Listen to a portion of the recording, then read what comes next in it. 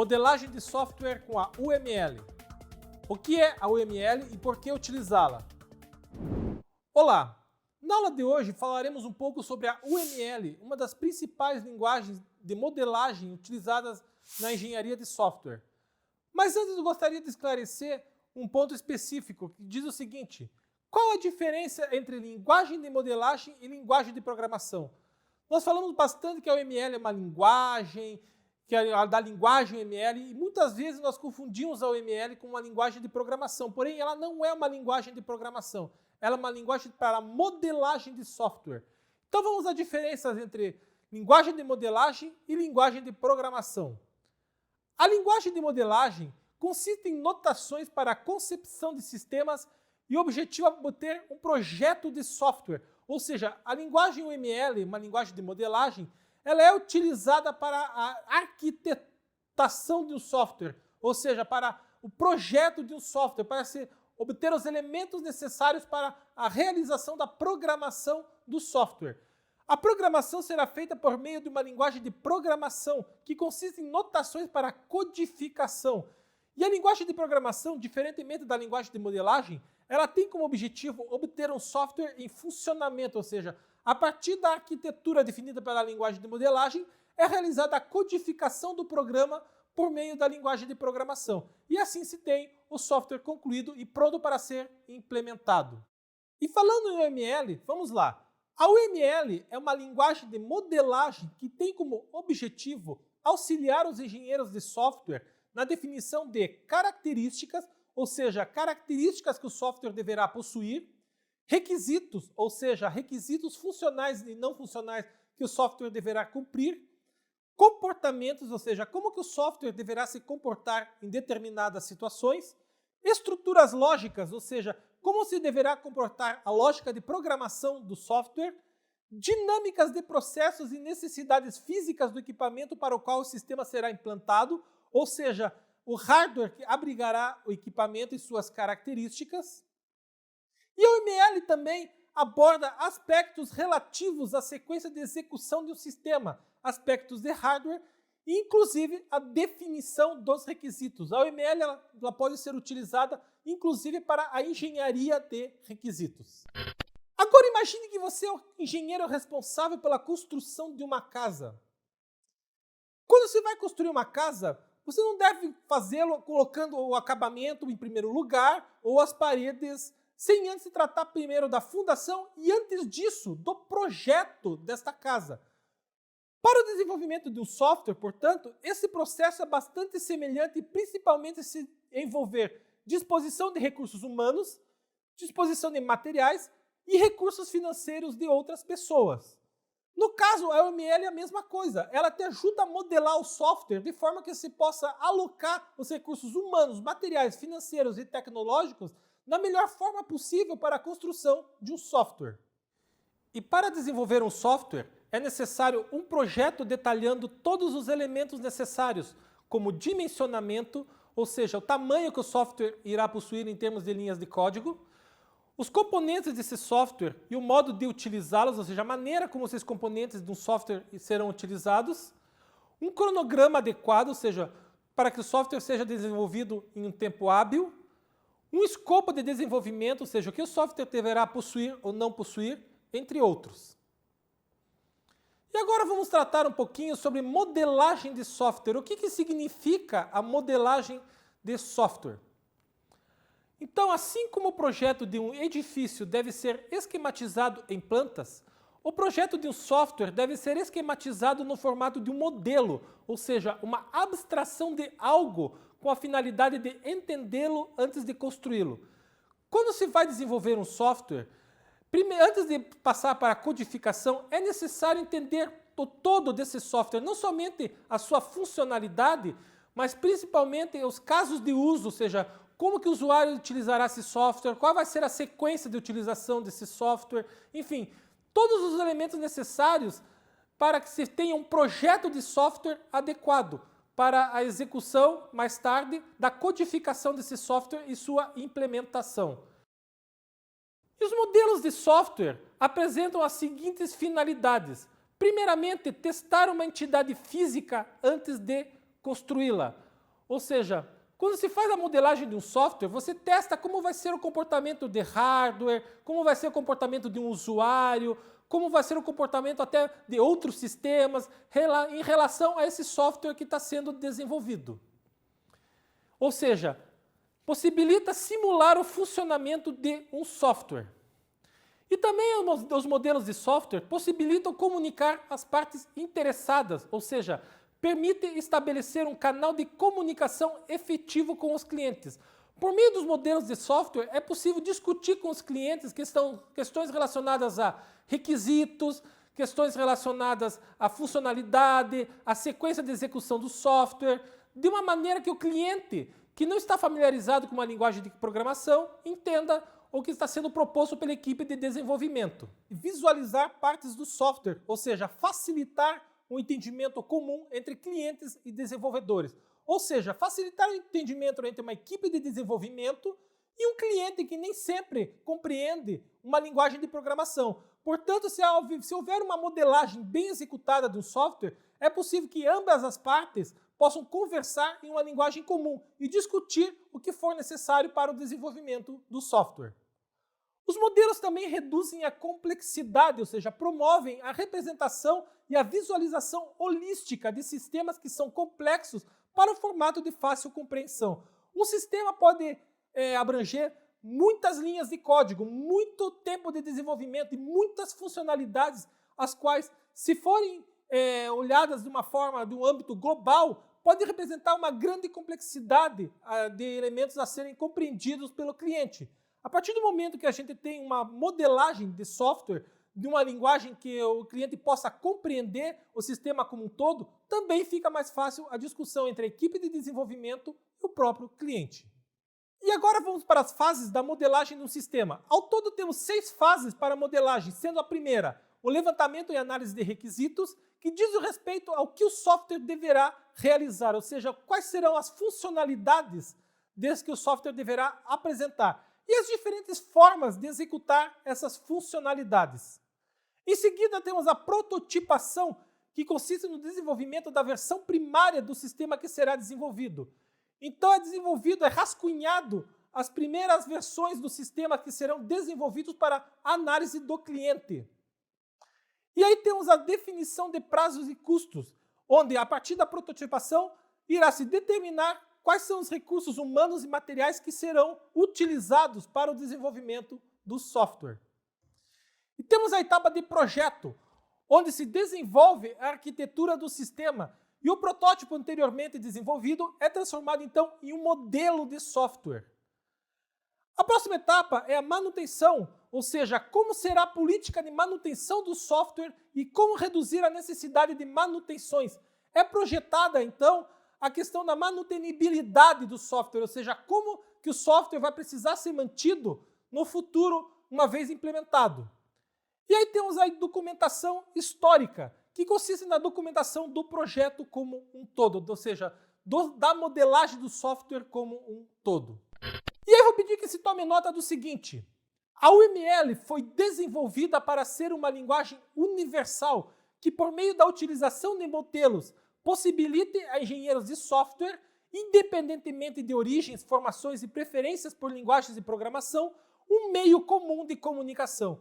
Então a UML ela foi desenvolvida para ser uma linguagem universal de modelagem de software, para possibilitar uma conversa adequada e amigável entre profissionais em uma equipe de desenvolvimento e entre o cliente e a equipe de desenvolvimento. E vamos aos objetivos da UML. A UML possui como objetivos oferecer aos modeladores uma linguagem de modelagem pronta para usar, expressiva e visual, para o desenvolvimento e a troca de modelos significativos. Ou seja, uma linguagem de modelagem com notações próprias, sem que a equipe de desenvolvimento tenha que desenvolver, além do projeto do software, ainda as notações de compreensão desse modelo de desenvolvimento. Então ela já vem com os modelos prontos, ela já vem com as notações e com as legendas prontas para serem utilizadas pelos modeladores de software. E também a linguagem UML possui como objetivo fornecer mecanismos de extensibilidade e especialização para entender os principais conceitos, ou seja, ela permite enxergar o software tanto como um todo, como em suas diferentes partes, componentes de forma especializada. E também admitir especificações independentes da linguagem de programação e dos processos de desenvolvimento específicos. Ou seja, a UML ela é adequada para qualquer linguagem de programação, principalmente linguagens orientadas a objetos. Também a UML possui como objetivo oferecer uma base formal para entender a linguagem de modelagem. Ou seja, ela é uma base para que se entenda como que se faz a modelagem de um software. Ela também tem como objetivo encorajar o crescimento do mercado de ferramentas de objetos, sendo que a linguagem UML ela é muito adequada para a programação orientada a objetos, então ela estimula o uso dessas linguagens de programação. E também ela possui como objetivo admitir conceitos de desenvolvimento de nível mais alto, como componentes, colaborações, frameworks e padrões. Esses componentes, colaborações, frameworks e padrões nem sempre são explícitos quando se utiliza uma linguagem de programação diretamente. A linguagem UML ela possibilita uma maior compreensão desses elementos e suas inter-relações. E vamos tratar agora dos blocos de construção da UML, que ao todo são 3. Os itens, os relacionamentos e os diagramas. Os itens dizem respeito aos objetos que serão incluídos dentro de um diagrama UML. Os relacionamentos dizem respeito a como esses itens se relacionarão entre si. Pode ser por associação, generalização, dentre outras formas que veremos posteriormente. E os diagramas são os esquemas pelos quais o programa, o software será arquitetado, será diagramado, será desenhado por meio da UML. E a UML ela se baseia no conceito de orientação a objetos, ou seja, cada item dentro da UML representa um objeto presente no software. E por isso que a UML ela é adequada para o desenvolvimento de programas utilizando orientação a objetos, pois dentre os elementos da UML se encontram classes, objetos, relacionamentos, atributos, métodos, dentre outros relacionados ao paradigma orientados a objetos. A UML faz o uso desse paradigma de uma forma bem abrangente. Portanto, a UML ela é adequada para a modelagem de software utilizando a orientação a objetos. Agora vamos tratar do primeiro bloco de construção da UML, que são os itens. O primeiro item diz respeito às classes, que consistem em conjuntos de objetos com as mesmas características.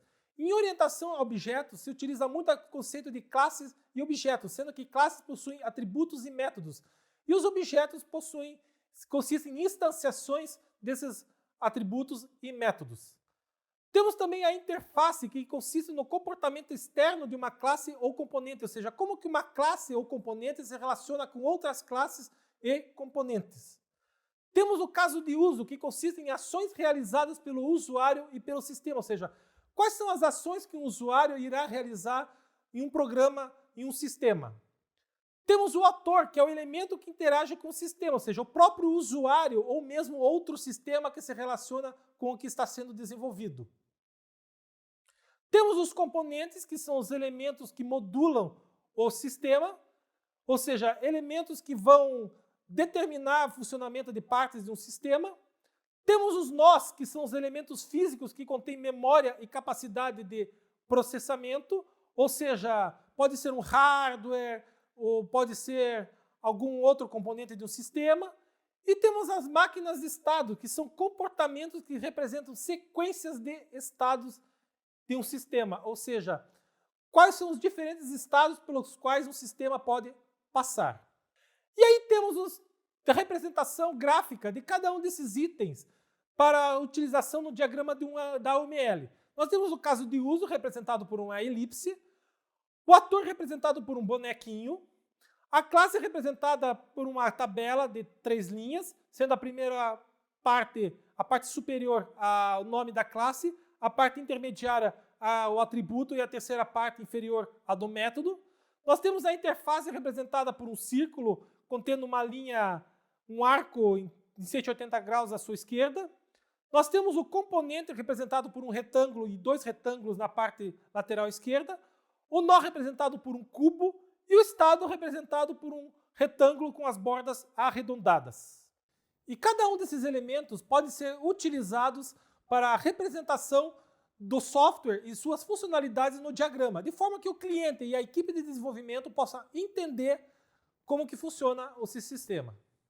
Agora vamos tratar dos relacionamentos da UML, ou seja, como cada um desses itens se relacionam entre si. E existem 4 tipos de relações possíveis para os itens da UML. O primeiro deles é o de associação, que consiste no relacionamento simples entre 2 elementos da UML. Então temos, por exemplo, um ator e um caso de uso. O ator é ligado ao caso de uso por uma linha de associação. Temos o relacionamento de dependência, que consiste na dependência entre 2 elementos da UML. Temos, por exemplo, a dependência de um objeto relacionado a uma classe dentro de um diagrama UML. Temos o relacionamento de generalização, que pode ser, por exemplo, no próprio diagrama de classes. Uma classe ela é uma generalização de objetos, e objetos são a especialização de uma classe. Temos também a realização, onde um elemento especifica as regras que outro elemento deve executar. Pode-se utilizar, por exemplo, um diagrama de sequência, onde você tenha um pontilhado determinando as regras que uma sequência de elementos deverá executar. E aí nós temos as 4 representações. A associação sendo uma linha cheia, onde você tem um número em cima dessa linha representando a quantidade de elementos que irão se relacionar em cada ponta. Por exemplo, no caso do vendedor, pode-se utilizar 0 ou um vendedor relacionado a muitos clientes, ou seja, 0 a infinitos clientes. Nós temos um relacionamento de dependência com uma linha tracejada e a ponta dessa linha uma ponta aberta. Nós temos um relacionamento de generalização, onde há uma linha cheia com uma ponta cheia em uma das extremidades. E nós temos um relacionamento de realização, representado também por uma linha tracejada, só que com uma ponta cheia. Cada um desses relacionamentos pode ser utilizados também em um diagrama UML para a representação dos relacionamentos entre os componentes da UML, entre os itens da UML.